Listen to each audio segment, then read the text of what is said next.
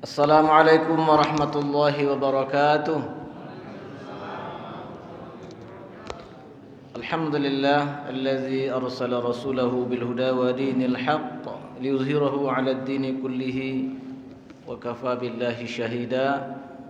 Asyhadu an la ilaha illallah wahdahu la syarikalah wa asyhadu anna Muhammadan 'abduhu wa rasuluhu la nabiyya ba'dah. Allahumma shalli wa sallim ala rasulikal karim Habibina al-Mustafa wal-Mujtaba Sayyidina Muhammadin wa ala alihi wa sahbihi wa man ittaba'a sunnatahu ila yaumil wa ba'd.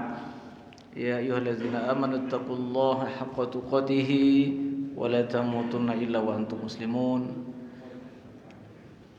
Bapak dan ibu-ibu jemaah Masjid Al-Muhajirin yang dimuliakan Allah Subhanahu wa taala, kita lanjutkan kajian kita tentang akhir zaman, di mana bulan yang lalu kita telah membacakan sebuah hadis yang cukup panjang, tapi baru separuh. Hadis riwayat Imam Muslim dari sahabiah Fatimah binti Qais yang menceritakan bahwa ada seorang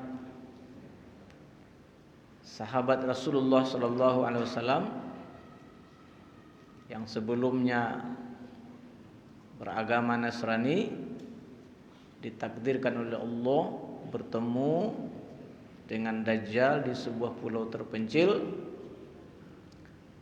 setelah kapal yang mereka naiki terombang-ambing oleh gelombang selama sebulan. Kapal itu kiranya cukup besar karena awak kapalnya saja 30 orang laki-laki.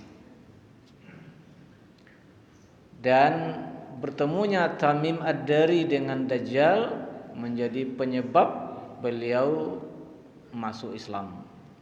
Bertemu dengan Nabi, menceritakan apa yang dialaminya, pertemuannya dengan Dajjal, dan kemudian dia berbaiat dan masuk Islam kepada Nabi sallallahu alaihi wasallam. Bapak yang berbahagia, cerita ini yang terkandung dalam hadis ini juga menjadi penguat bukti kenabian Nabi Muhammad sallallahu alaihi wasallam. Di mana Nabi mengatakan apa yang diceritakan oleh Tamim Ad-Dari ini sesuai dengan apa yang telah saya ceritakan kepada kalian, kata Nabi kepada para sahabat. Nabi tidak pernah bertemu dengan Dajjal. Yang bertemu dengan Dajjal itu Tamim Ad-Dari. Tapi realita, kenyataan yang ditemui oleh Tamim Ad-Dari sesuai betul dengan yang disampaikan oleh Nabi. Karena itu siapa ini yang ngajarin Nabi? Wa yantiqu 'anil hawa in huwa illa wahyu yuha. Apa yang disampaikan oleh Nabi itu bukan berdasarkan hawa nafsunya, tapi itu berdasarkan wahyu bimbingan Allah Subhanahu wa taala. Bahagia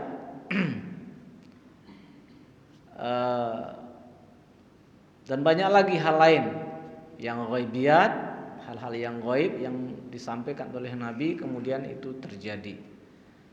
Jadi memang kata para ulama, hadis-hadis Nabi sallallahu alaihi wasallam tentang fitnah akhir zaman, tentang tanda-tanda kiamat, itu menyebabkan hadis itu terasa hidup pada diri seorang muslim, menguatkan keyakinannya kepada kerasulan Nabi Muhammad sallallahu alaihi wasallam, walaupun Nabi sudah meninggal 15 abad yang lalu, tetapi terasa hidup. Apa yang dibicarakan Nabi itu sebagiannya terasa betul sekarang. Nah, mudah-mudahan kemudian dengan banyak berbicara tentang fitnah akhir zaman ini, semakin hidup sunnah Nabi itu di dalam diri kita. Salah satunya adalah sunnah Nabi terkait dengan aspek-aspek fitnah akhir zaman ini. Berbahagia, karena itu mari kita lanjutkan hadis ini. Kemarin terakhir sampai kita kepada bahwa setelah terombang-ambing selama sebulan, terdamparlah Tamim Ad-Dari ini di sebuah pulau. Dan di pulau itu di sore harinya mereka bertemu dengan seekor binatang namanya Jassasah. Setelah mereka kaget, wailak ma anti, celaka siapa kamu, ternyata Allah takdirkan binatang ini pandai berbicara. Dan dia kemudian menunjukkan, Tamim Ad-Dari, masuklah kalian ke tengah pulau ini, nanti akan ketemu sebuah bangunan.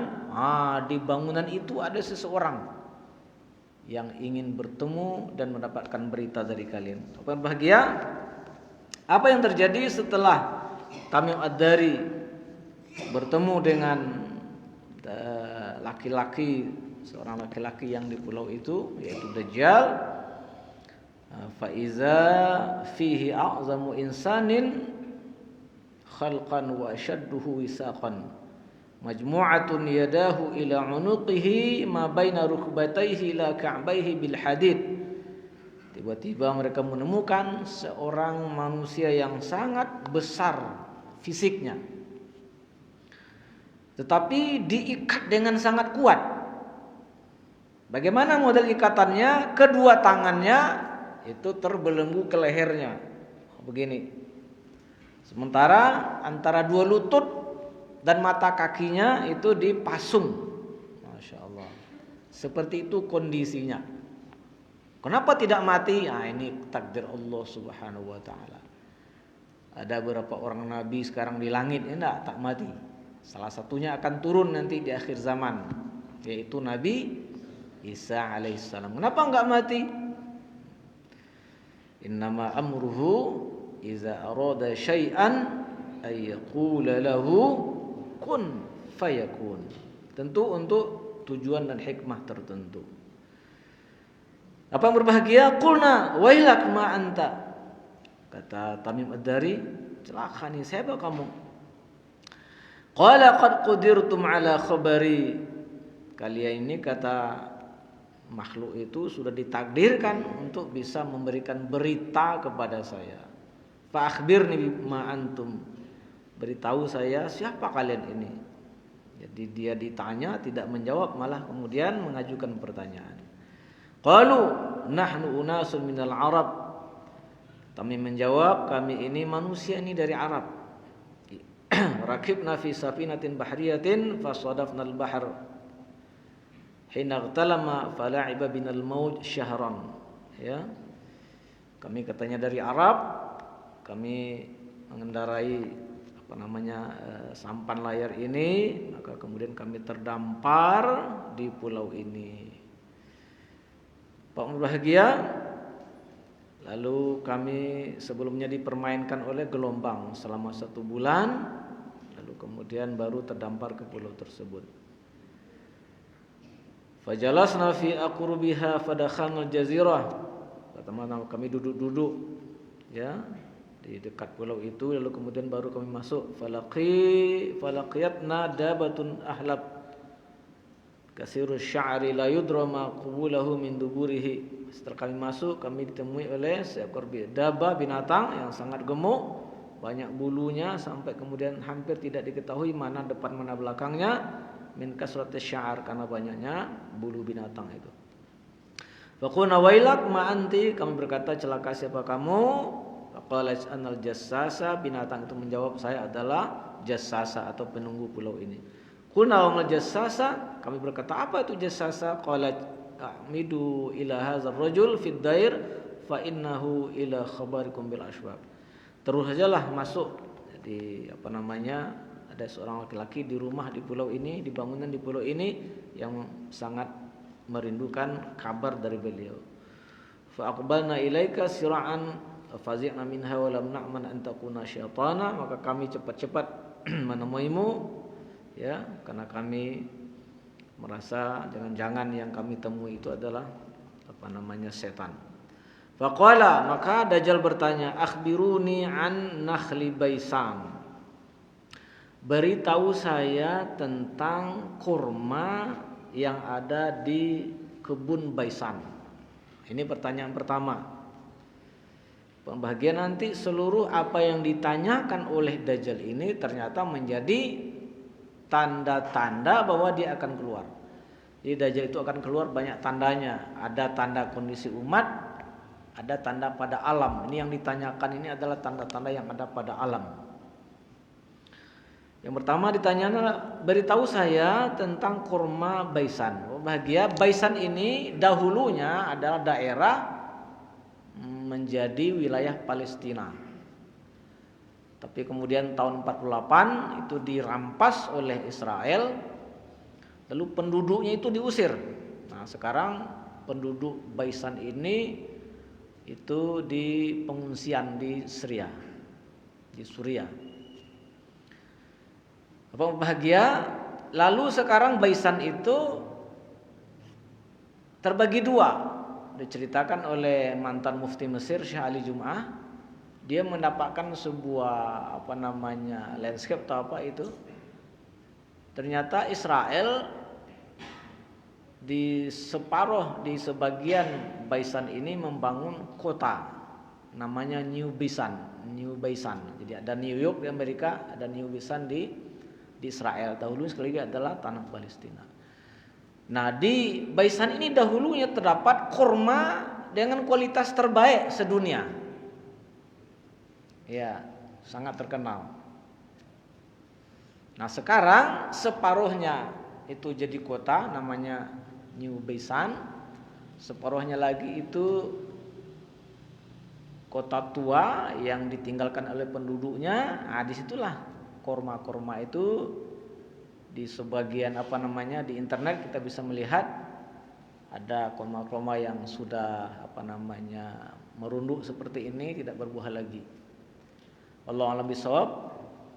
Tapi yang jelas ditanyakan itu oleh Dajjal kepada Tamim Ad-Dari. Gimana itu kurma Baisan itu? Apa berbahagia? Qulna an aisya'niha tastakhbir. Kami menjawab, apanya yang kamu ingin tahu? Qala as'alukum an nakhliha hal yusmir. Berkata Dajjal, saya bertanya tentang kurmanya yang ada di situ. Apakah masih berbuah? Qulna na'am. Kami menjawab, iya masih berbuah. Qala amma innahu yushiku alla tusmir. Nanti katanya tak lama lagi itu dia berhenti berbuah. Maka salah satu tanda di alam akan keluarnya Dajjal adalah manakala kurma yang ada di Baisan itu berhenti berbuah, yang sekarang itu sudah terjadi, baik secara total ataupun sebagian, karena sebagian dijadikan kota dan sebagian kemudian menjadi daerah tinggal dengan puing-puing bekas bangunan-bangunan lama. Saya pernah baca Baisan ini mungkin adalah daerah peradaban manusia tertua. Allah alam bisawab, ya. Itulah kejamnya Israel, dirampas, penduduknya diusir. Apa berbahagia? Kemudian bertanya lagi Dajjal. Qala akhbiruni an buhairati at-Tibriyah. Beritahu saya tentang Danau Tiberias. Danau Tiberias yang dahulu juga wilayah Palestina. Lalu dirampas oleh Israel. Danau Tiberias ini airnya menjadi sumber air tawar terbesar untuk Israel sekarang ini, untuk minum dan untuk pertanian. Jenderal-jenderalnya itu banyak membangun villa-villa, hotel-hotel di pinggirnya karena sangat indah danau itu. Berbahagia Urdun yang sebenarnya air danau itu dari negara ini akan kemudian harus membayar kepada Israel untuk mendapatkan airnya. Luar biasa. Nah, itu ditanyakan oleh Dajjal. Gimana dengan Danau Tiberias? Nah, Kata Tamim Ad-Dari an Aisyah niha tastakbir, apanya yang kamu tanyakan? Qala hal fiha ma, apakah masih ada airnya? Qalu hiya kasiratul ma, mereka menjawab, ya masih banyak airnya. Masih banyak airnya Danau Tiberias itu. Qala ama innama aha yushiku ayazhab. Nah, nanti katanya tak lama lagi airnya akan pergi, akan menghilang. Nah, berbahagia beberapa dekade terakhir memang air Danau Tiberias itu menunjukkan pengurangan yang sangat drastis, bahkan mengkhawatirkan pemerintahan Israel, karena itu sumber air utamanya itu yang kemudian yang sangat kurang, kemudian juga sudah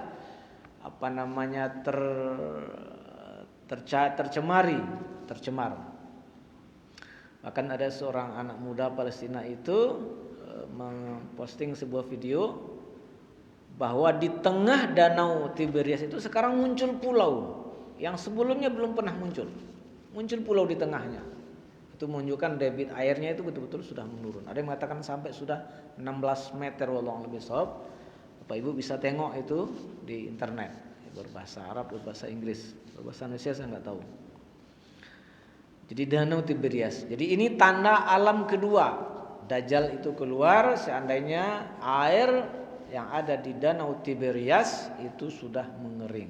Nah, sekarang gejala-gejalanya sudah mengarah ke sana. Belum kering, tapi sudah mengarah ke sana. Apa yang berbahagia? Qala akhbiruni an ain zughar. Dia bertanya lagi, Dajjal itu, beritahu saya tentang mata air zughar namanya, mata air zughar. Qalu an Aisyah liha tastakhbir. Tamim dan kawan-kawannya menjawab lagi, apanya yang kamu ingin tahu? Qala hal fil aini ma'un wa hal yazra'u ahluha bima'il ain? Apakah di mata air itu masih ada airnya? Dan apakah penduduk di situ masih menggunakan air itu untuk bercocok tanam? Qulna lahu na'am hiya kasiratul ma' wa ahluha yazra'una min ma'iha. Kami menjawab, ya masih banyak airnya dan penduduk di situ masih bercocok tanam memanfaatkan air yang di mata air. Nah, berbahagia kalau pada dua pertanyaan di atas begitu dijawab, disambung penjelasannya oleh Dajjal, umpamanya tentang kurma bisan, dia mengatakan nanti akan berhenti berbuah. Danau Tiberias dia mengatakan nanti akan berhenti, akan kering airnya. Pas yang ketiga ini setelah dijawab masih banyak airnya, penduduk di situ masih menggunakan airnya untuk pertanian. Dajjal tidak menjelaskan lagi. Nah, kata para penganalisa hadis ini ada semacam suasana psikologis dari Dajjal itu ketakutan. Apa sebab? Nah, karena ternyata ya di dekat itu nanti dia terbunuh oleh Nabi Isa alaihissalam, dan kemudian pasukan yang bersama Al-Mahdi yang akan menghabisi 70.000 Yahudi Bani Asbahan pengikut Dajjal itu akan datang dari arah mata air zughar ini. Nah, itu penjelasannya oleh orang-orang yang meneliti tentang hadis ini. Ya, jadi begitu dikatakan masih ada airnya, ya, ada suasana psikologis ketakutan muncul pada diri Dajjal karena dia tahu di daerah itu dia akan terbunuh. Nah, dan di situ pula kemudian walaupun di satu sisi kita sangat sedih dengan kondisi saudara-saudara kita yang di Palestina, tapi di balik itu ketahuilah sesungguhnya orang-orang Yahudi itu berkumpul sekarang itu adalah untuk hancur. Mereka berkumpul untuk hancur, ya nah. Nah, ini pula. Jadi di balik kesedihan itu kita membaca yang lain juga, karena memang ditakdirkan oleh Allah bahwa di situ nanti mereka akan hancur. Ada isyaratnya di surah Al-Isra, ya. Itu itu akan dihancurkan sehancur-hancurnya. Sama juga berbahagia kalau kita melihat Suriah sekarang, ya Allah, puing-puing bangunan, ya enggak? Kemudian orang banyak sekali mengungsi. Tapi ingat ya bahwa memang nanti Al-Mahdi muncul dan akan mengembalikan kejayaan Islam dengan markas di puing-puing kehancuran itu. Fustatul Muslimin Yaumal Malhamah Al-Kubra fi madinatin yuqalu laha Ghuta fiha madinatun yuqalu Dimas khairu manazil muslimin yauma izin. Jadi Al-Mahdi begitu dilantik di Ka'bah, kemudian pindah ke Syam, kata Rasulullah dia akan membangun pustot, kemah. Saya memaknai dengan makna zahir, kemah saja, enggak sempat membangun istana. Ya, pada perang besar di akhir zaman itu di Ghuta, di sana ada kota namanya Damaskus, sebaik-baik negeri bagi orang Islam di akhir zaman. Berbahagia, maka penderitaan yang dialami luar biasa oleh penduduk Syria itu akan menempa mereka. Nah, nanti ujung-ujungnya akan muncul generasi terbaik, pemuda-pemuda terbaik yang kuat fisiknya, kuat imannya, kuat ruhiyahnya, yang akan mempersamai Al-Mahdi alaihissalam. Saya kira seperti itu membacanya. Jadi di balik kesedihan itu ada busyra, ada kabar gembira di balik itu. Kalau enggak kita mungkin larut dengan kesedihan aja. Kita tengok Palestina setiap hari, kita tengok Syria, Palestina, kita tengok, masya Allah ya enggak. Di umat Islam itu ya sedih aja beritanya itu. Palestina, Yaman, Syria, Irak, Burma, apalagi Cina. Nah, terakhir yang menyedihkan itu apa? Sri Lanka, negara miskin Sri Lanka. Itu menutup lebih dari 1000 madrasah. Nggak boleh katanya. Ya, tidak berhenti. Sebelumnya Kashmir dicabut otonomi khususnya oleh India. Ya Allah. Nah, tapi ingat, bahagia memang Al-Mahdi itu kalau muncul di saat umat Islam dizalimi di mana-mana. Khair. Kita lanjut berbahagia. Lalu kemudian qala akhbiruni an nabiyil ummiyin ma fa'al, beritahu saya tentang nabi yang diutus oleh Allah kepada kaum yang ummi, apa yang dilakukannya. Qalu qad kharaja min Makkah wa nazala Yasrib. Dia sudah muncul di Mekah lalu pindah ke Madinah, ke Yasrib. Qala aqatalahul Arab. Dia bertanya lagi, apakah diperangi oleh orang Arab? Qulna na'am. Kami menjawab, ya diperangi. Qala kaifa sana'a bihim? Lalu apa yang dilakukan terhadap mereka? Fa akhbarnahu annahu qad zahara ala mayyalihi minal Arab wa atuhu.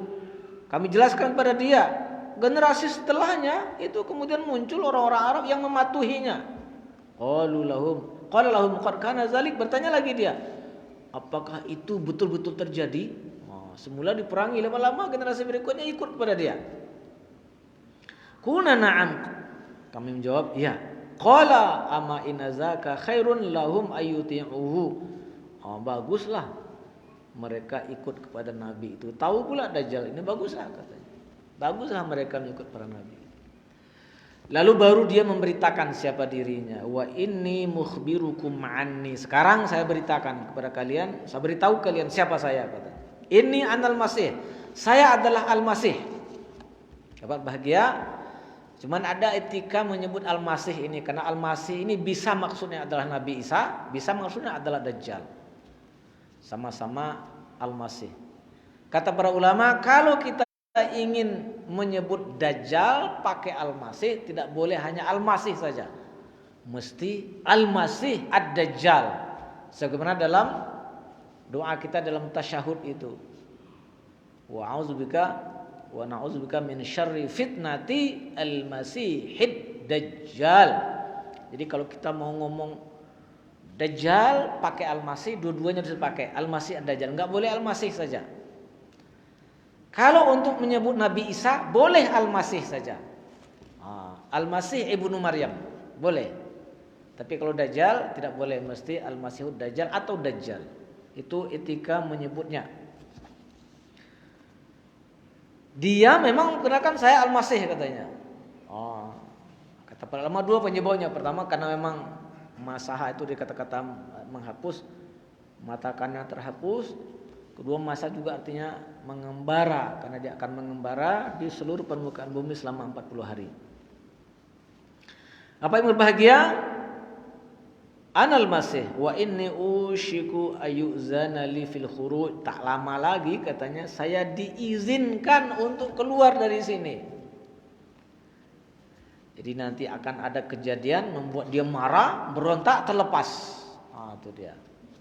Tapi setelah semua tanda-tanda itu sudah terjadi. Fa akhruju fa asiru fil ardi fala ad'u qaryatan illa habattuha fi 40 laylatan ghaira Makkah wa Thayyibah fahuma muharramatani alayya kiltahuma. Saya akan keluar dan akan berjalan di permukaan bumi, tidak akan ada satu kampung pun kecuali saya akan melewatinya selama 40 hari. Yang tidak bisa saya masuk itu Mekah dan Thayyibah. Thayyibah itu maksudnya Madinah. Dua kota ini haram bagi saya untuk masukinya. Mungkin kita bertanya, 40 hari? Sepantatunya enggak sampai ke ke Tampan ya. Berbahagia begini penjelasannya. Di dalam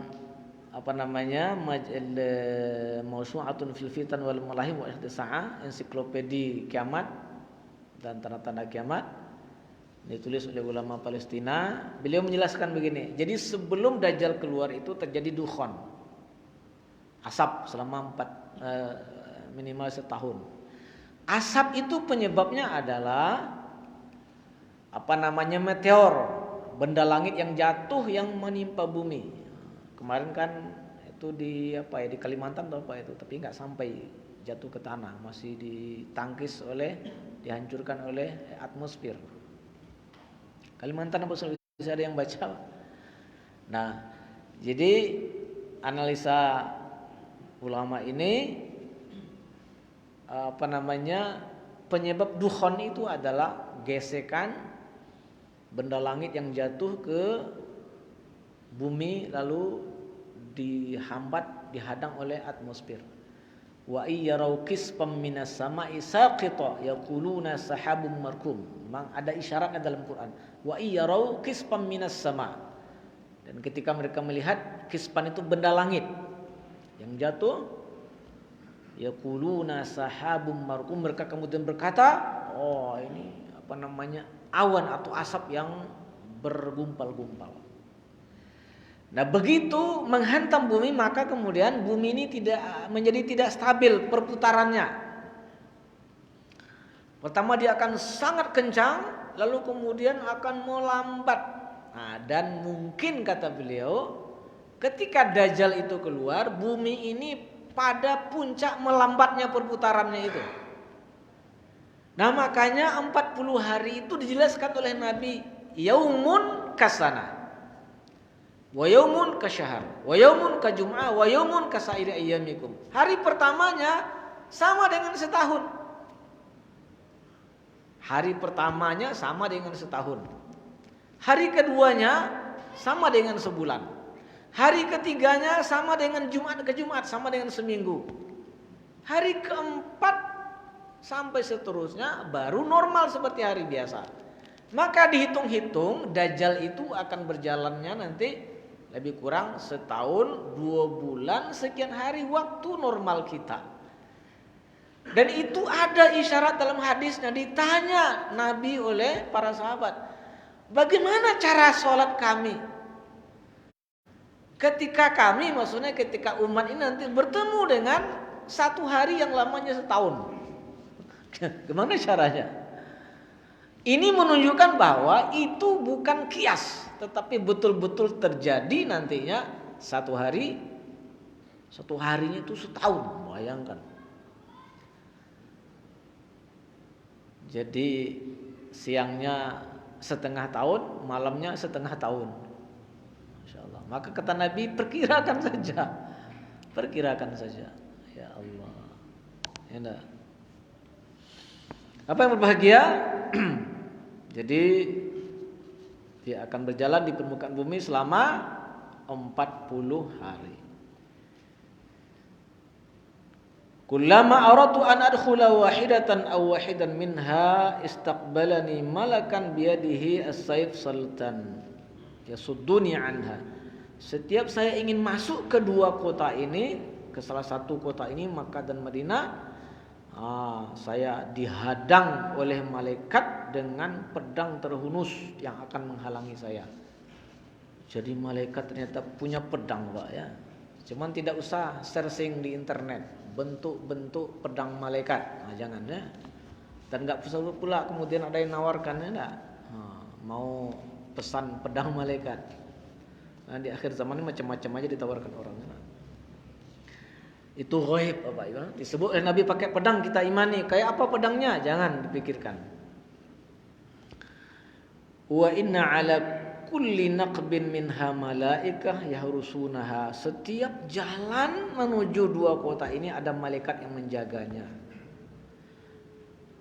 Bapak bahagia. Nah, qala Rasulullah wa ta'ana bi misratihi fil mimbar hazihi thayyibah hazihi thayyibah. Kemudian Nabi berkata, dia kemudian apakan tongkatnya, yang Thayyibah itu ini dia. Jadi Madinah itu nama lainnya Thayyibah. Sebelumnya namanya Yasrib, kemudian Madinah, nama lainnya kemudian adalah Thayyibah.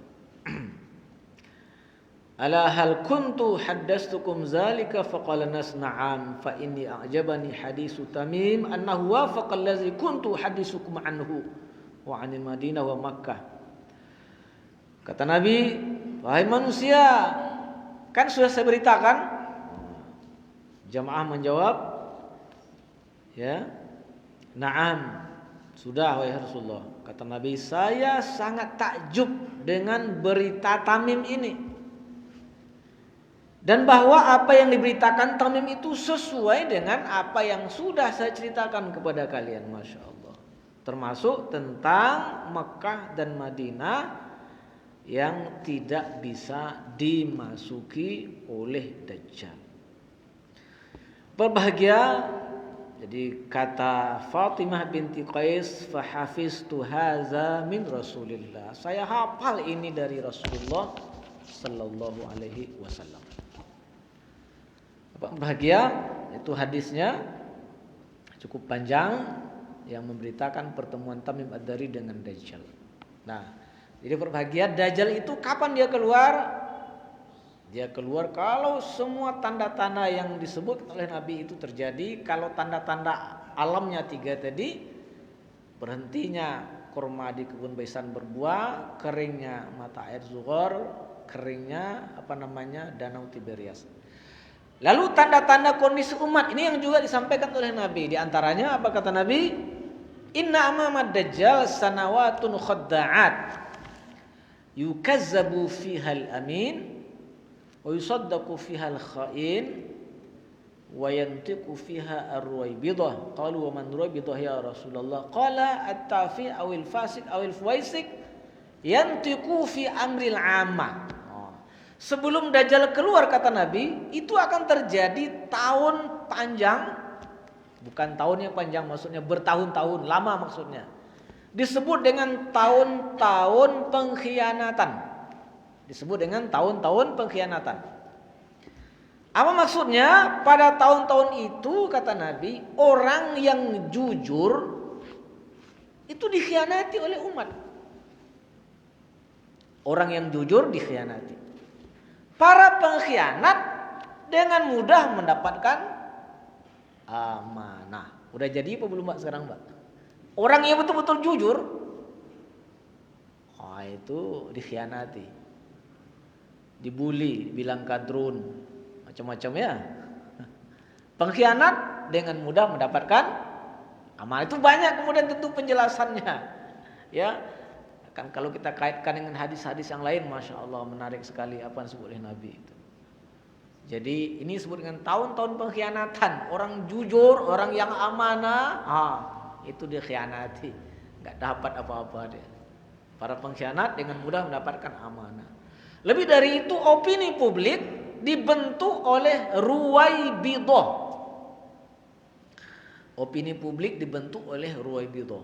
Nah, kata-kata Ruwaibidah itu aneh di telinga para sahabat. Bertanya mereka, apa itu wahai Rasulullah? Siapa yang Ruwaibidah itu wahai Rasulullah? Kalau kita kumpul-kumpulkan hadisnya, Ruwaibidah itu ada 3 disebut oleh Nabi. Satu al-fasik, orang fasik. Orang fasik itu ya orang Islam yang ya kadang bercampur, yang baik mau, yang buruk mau. Atau orang Islam yang melakukan meninggalkan dua-duanya. Yang kedua faisik, yang sangat fasik. Atau yang ketiga at-tafi. At-tafi ini orang yang sangat rendah, mungkin karena dia kafir. Mereka inilah yang kemudian membantu opini publik, ngomong apa saja. Dan itu kapan terjadinya? Kalau mereka ini ngomong, lalu kemudian omongannya itu dipublish oleh media. Nah, rasakan aja lah, apakah ini mulai terjadi. Orang jujur dikhianati, pengkhianat mendapat amanah. Opini publik dibentuk oleh orang-orang yang seperti itu. Nah, kalau sudah berarti sudah mulailah tanda-tandanya, Pak ya. Nah, berarti akan semakin gawat ini. Baik, bahagia sudah masuk waktu Isya. Semoga sedikit banyaknya ada ilmu, ada wawasan. Lebih dari itu semakin hidup spirit hadis-hadis Nabi itu dalam diri kita. Karena apa yang dikatakan oleh Nabi 15 sahabat yang lalu tentang akhir zaman betul-betul kita rasakan. Seolah Nabi ngomong sekarang di depan kita. Subhanakallahumma hamdika asyhadu an la ilaha illa anta astaghfiruka wa atubu ilaik. Mohon maaf. Wassalamualaikum warahmatullahi wabarakatuh.